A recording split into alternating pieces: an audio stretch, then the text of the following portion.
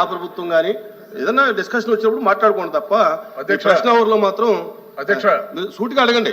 80% రైతాంగం ఉన్నటువంటి రాష్ట్రానికి సంబంధించినటువంటి ప్రశ్న అధ్యక్ష. ఇది గతంలో రైతాంగం నష్టపోవడానికి వీలేదని ఉచిత బీమా పథకాన్ని అమలు చేసినటువంటి కార్యక్రమాన్ని ఇవాళ అర్ధాంతరంగా ఆపివేస్తే రైతాంగం తీవ్రంగా నష్టపోతుంటే చూస్తూ ఉన్నటువంటి ప్రభుత్వాన్ని మేలుకొల్పాలనేటువంటి ప్రశ్న అధ్యక్ష ఇది.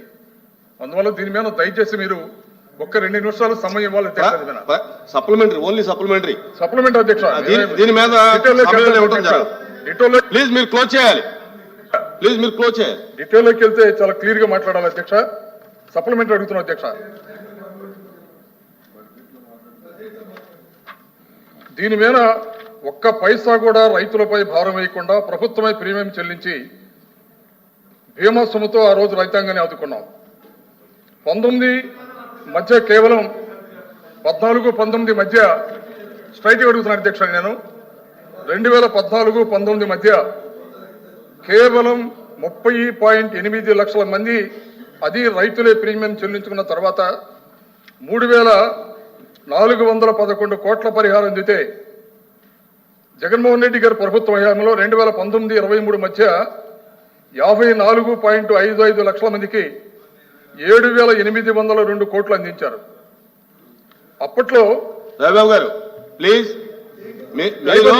మీరు క్వశ్చన్ అడగట్లా, మీరు స్టేట్ గా క్వశ్చన్ అడగండి. ఇప్పుడు ఆ పథకాన్ని కొనసాగించి రైతాంగాన్ని కష్టం నుంచి బయటపడేసే ప్రయత్నం ఈ ప్రభుత్వం చేస్తుందా లేదా? ఓకే తిరుమూర్తి గారు జస్ట్ సభ్యులు సూటిగా ప్రశ్న అడగాలి. సరే ఒక క్వశ్చన్ సార్, చైర్మన్ గారి ద్వారా రైతులకి సంబంధించినటువంటి ఈ ఇన్సూరెన్స్ ప్రీమియం అనేటువంటిది 2014 నుంచి 19 వరకు రైతులు కొంత భాగం, కేంద్ర ప్రభుత్వం కొంత భాగం, ప్రభుత్వం కొంత భాగంతో చెల్లించేటువంటి విధానం అనేటువంటిది అప్పట్లో ఉండేది. 2019 నుంచి 23-24 వరకు పూర్తిగా ఈ క్రాప్ ద్వారా నమోదైనటువంటి ప్రతి రైతుకి ప్రతి ఎకరాకే కూడా వాళ్ళతోటి సంబంధం లేకుండా ఇన్సూరెన్స్ కట్టేటువంటి విధానం ఏదైతే గత ప్రభుత్వంలో ఉందో దాన్ని కొనసాగించేటువంటి దానికి ప్రభుత్వం నిర్ణయం తీసుకుని రైతులకి మేలు చేయాలి. దానికి ఏ పేరన్నా పెట్టుకోండి, ఏమైనా పర్లేదు, రైతులకి మేలు జరిగేటువంటి విధంగా నిర్ణయం తీసుకుని ఇన్సూరెన్స్ ప్రీమియం మొత్తం ప్రభుత్వం చెల్లించాలనేటువంటిది మీ ద్వారా కోరుతున్నాం అధ్యక్ష. గోవింద్ రెడ్డి గారు. చైర్మన్ సార్, అంటే ఈ ఉచిత బీమా పథకాన్ని కేవలం జగన్మోహన్ రెడ్డి గారు గత ప్రభుత్వం తెచ్చారు కాబట్టి డిస్కంటిన్యూ చేద్దామని ఏమన్నా ప్రభుత్వం ఆలోచన చేస్తుందా? ఈ పథకం వల్ల గత ప్రభుత్వంలో ఎంతమంది రైతులకు మేలు జరిగింది? ఇంతకుముందు సార్ అంటే ఎప్పుడైనా కేవలం బ్యాంకు లోన్ తీసుకునే వాళ్ళకే వచ్చేది, మిగతా వాళ్ళకు వచ్చేది కాదన్నమాట ఇన్సూరెన్స్ అనేది. చాలామంది కూడా నష్టపోయేవాళ్ళు. కాబట్టి మీరు ఇన్సూరెన్స్ ప్రీమియం కట్టకపోయినా కూడా ఇది మేమే కట్టి ప్రభుత్వం కట్టడం వల్ల పెద్ద ఎత్తున లాభదాయకం జరిగింది రైతులకు.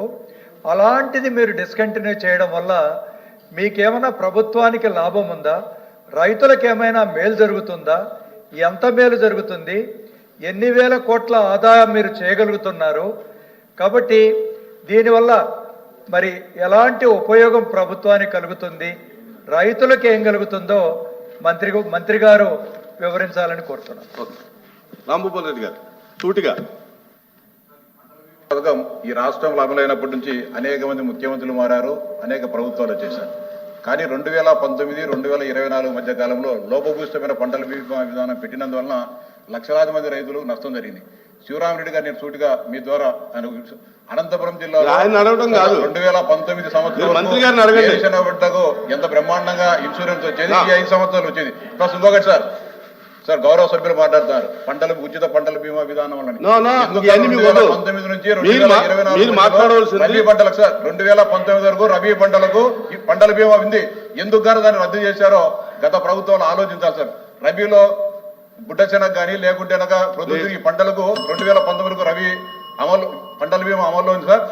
జగన్మోహన్ రెడ్డి గారు ముఖ్యమంత్రి అయినప్పుడు రబీ నో, పంటల నో. బీమా ఇంకా రద్దు అన్ని చేయడం ఓకే. మీ జరిగింది. ప్రశ్న ఏంటి దీని మీద? కూర్చోండి మంత్రి గారు ప్లీజ్. నో. అకౌంట్ బడ్జెట్ బీమా ప్రీమియానికి సంబంధించిన దాంట్లో కూడా అమౌంట్ కూడా కేటాయించడం జరిగింది. ఎందుకు గాను ఖరీఫ్ సీజన్ ప్రారంభమైంది జూన్ లో సార్. ఎందుకు గాను గత ప్రభుత్వం 2023-24 సంబంధించిన ప్రీమియం ఎందుకు గాను కట్టలేదో వాళ్ళ ఆత్మవిశ్వాసం చేసుకోవాల్సిన అవసరం ఉంది. గత ప్రభుత్వం చేసిన తగ్గుదలన్నిటిని కూడా ప్లీజ్ ప్లీజ్ రాంగోపాల్ రెడ్డి గారు మీరు కూర్చోండి. మంత్రి గారు. అధ్యక్ష, 2016 నుంచి 19 వరకు రాష్ట్ర ప్రభుత్వం ప్రధానమంత్రి ఫసల్ బీమా పథకంలో ఇన్సూరెన్స్ కార్యక్రమం అమలు చేసింది అధ్యక్ష. ఇది ఖరీఫ్కి రబీకి రెండు కలిసి కేంద్ర ప్రభుత్వం రాష్ట్ర ప్రభుత్వం రైతుల వాటాతో ప్రీమియం కట్టి సకాలంలో చక్రంగా జరిగేది అధ్యక్ష. 2018-19 సంవత్సరం ఈ ప్రభుత్వం మారింది అధ్యక్ష. మారిన తర్వాత ఏదైనా ఒక ప్రభుత్వం మారితే కార్యక్రమాన్ని కొనసాగించాలి, లేకపోతే ఏదైనా కార్యక్రమం పెట్టి రైతుకి మేలు చేయాలి. 18-19 ఇన్సూరెన్స్ మాట ఎక్కడ ఎత్తలేదు అధ్యక్ష. ప్రభుత్వం ఆ రోజు మరి ఎవరు సలహా ఇచ్చారో ఏంటో తెలియదు కానీ మేమే ఒక సొంత బీమా కంపెనీ నేను చెప్పిన దాంట్లో రాజకీయ విమర్శ ఎక్కడ ఉండదు, వినండి. తప్పుంటే మళ్ళీ అడగండి, చెప్తాను. నేను ఎవరిని విమర్శించదలుచుకోలేదు, వాస్తవం చెప్పాలి. మేము చేసిన నిర్ణయం మంచిదో లేదో ప్రజలు నిర్ణయిస్తారు. మీరు అడిగారు, నేను చెప్తాను. ఆ రోజు ఎవరు సలహా ఇచ్చారో కానీ ప్రభుత్వమే ఒక ఇన్సూరెన్స్ కంపెనీ పెట్టి దాని ద్వారా ఇస్తామని చెప్పి ఆ రోజు ప్రభుత్వం ప్రకటించింది. 18కి 19కి మీ ప్రభుత్వం వచ్చిన తర్వాత ఒక్క పైసా అంటే ఒక్క పైసా ఇన్సూరెన్స్ ఇవ్వలేదు. మీకు కావాలంటే రికార్డులన్నీ పంపిస్తాం. ఆ రోజు 2019-20 సంవత్సరానికి శాసనసభల అధ్యక్షుడు నేను కూడా ఉన్నాను. ఆ వేళ మంత్రి గారు, ఆ పేరు కూడా చెప్పను, 2 గంటల డిస్కషన్ అయితే మేము డబ్బులు కట్టేశాం మేము డబ్బులు కట్టేశాం ఇన్సూరెన్స్ ఇచ్చేస్తామంటే ఆ రోజు వాస్తవం తెలిసినటువంటి పార్టీగా చాలాసేపు రిక్వెస్ట్ చేశాం. మీరు కట్టలేదండి, తప్పుడు సమాచారం ఇస్తున్నారు, దీనివల్ల రైతులు నష్టపోతున్నారు, ఒకసారి మీరు ఆలోచించండి, ప్రెస్టేజ్ పడకండి అని చెప్పినా సరే ఎక్కువ ముందు ఉన్నారని బుల్డోజ్ ప్రశ్నిస్తే ఆ రోజు మా నాయకుడు అధ్యక్ష, ప్రతిపక్ష నాయకుడిగా 45 సంవత్సరాల చరిత్రలో ఎప్పుడు పోడియం దగ్గరికి వెళ్ళలేదు. అన్యాయం జరుగుతుంది రైతుకని ఆ రోజు పోడియం దగ్గరికి వెళ్ళి నిరసన కూడా తెలియజేస్తే ఆ రోజు రాత్రి అధ్యక్ష మేము ఏదైతే పోడియం దగ్గరికి వెళ్ళి నిరసన చేశామో ఆ రోజు 30 నవంబర్న మధ్యాహ్నం మేము నిరసన చేస్తే ఆ వేళ అర్ధరాత్రి ఒక జీవో ఇచ్చారు అధ్యక్ష, ఇన్సూరెన్స్ కట్టినట్టుగా. ఆ ఒక్క సంవత్సరమే ఏదైతే మేము పోడియం దగ్గరికి వెళ్ళి ధర్నా చేసి రైతులు నష్టపోతున్నారని చెప్పాము, ఆ సంవత్సరమే జీవో ఇచ్చి ఇన్సూరెన్స్ కంపెనీలతో సంబంధం లేకుండా ప్రభుత్వం నుంచి డైరెక్ట్గా ఇన్సూరెన్స్ ఇచ్చింది అధ్యక్ష. ఇది వాస్తవం. ఇది 5 సంవత్సరాల్లో ఒక్క ఖరీఫ్కి తప్ప రబీకి ఒక్క పైసా ఇన్సూరెన్స్ కట్టలేదు అధ్యక్ష. మేము గొంతు చించినట్టుగా అరిస్తే 2022-23 సంవత్సరంలో రబీకి ఇన్సూరెన్స్ కట్టారు అధ్యక్ష. కట్టారంటే డబ్బు కట్టలేదు, ఒక జీవో ఇచ్చారు. ఆ జీవో 644.56 కోట్లతో 2022-23 రబీకి ఈ రాష్ట్ర ప్రభుత్వం ప్రీమియం చెల్లిస్తుందని ఒక జీవో ఇచ్చారు అధ్యక్ష. 23 ఇప్పుడున్నా ఆ రోజు నుంచి ఈ రోజు వరకు ఆ 644 కోట్లు ఒక